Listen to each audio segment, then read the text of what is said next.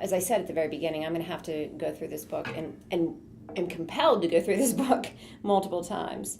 But, I look at how I look at this book is I look at my natal chart and I can apply the things that appeal to me or work with me or relate to me based on my natal chart. And those can be things like stones, crystals, earth elements, sound, vibrations, things that most complement me, and they keep me in balance, and yes, even have the power to potentially heal me. And that just seems to make sense to me at the very basic level, that just seems to work. So this takes something so complex and makes it so obvious.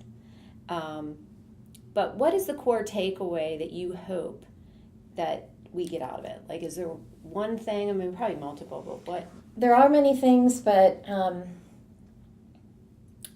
think the basic idea that I'd really love for people to take away from my book is that the law of reciprocity is a cosmic law.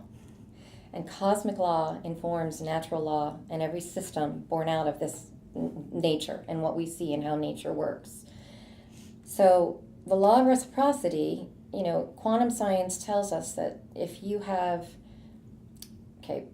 I think the way they describe it is two particles in space that were created at the same moment, same location.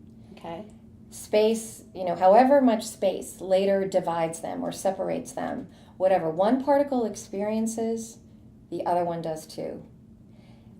We live in a unified universe, and no matter how diverse and how many, the infinite wisdom that creates all worlds and universes expresses itself in infinite ways. Yes, that is true.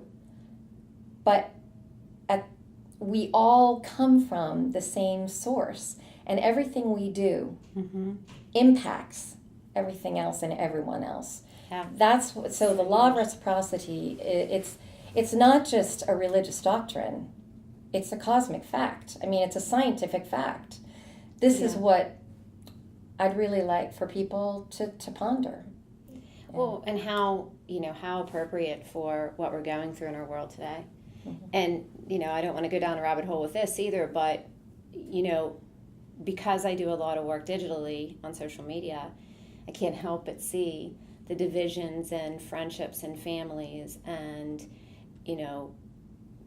companies and states and certainly countries that is happening today because we all are being impacted by change in our world.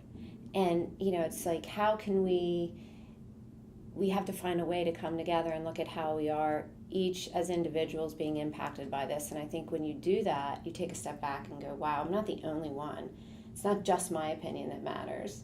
Right. It's time for these kind of things. Well, why do we as humans seem to expect other human beings to think the same way as we do, to believe the same, to express the same, to practice their faith the same?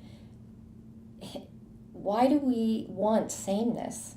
If you look at one species and all the variety that exists in that one species, the birds of the air, the fishes in the ocean, why do we expect human beings to be the same? Why do we want everyone to agree with us? It's just not going to happen. I talk about this in the book. I'll just mention it, the phi, P-H-I.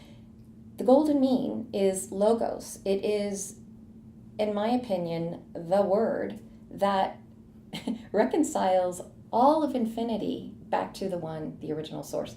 So again, two particles from the same source. However the space divides them, they still impact each other. Yeah. That's what we need to remember. Yeah. And I know we weren't going to get into this, but I also thought you talk a lot about harmony in here. And of course I love that, but differences does not mean disharmony. Thank you. Yes, absolutely.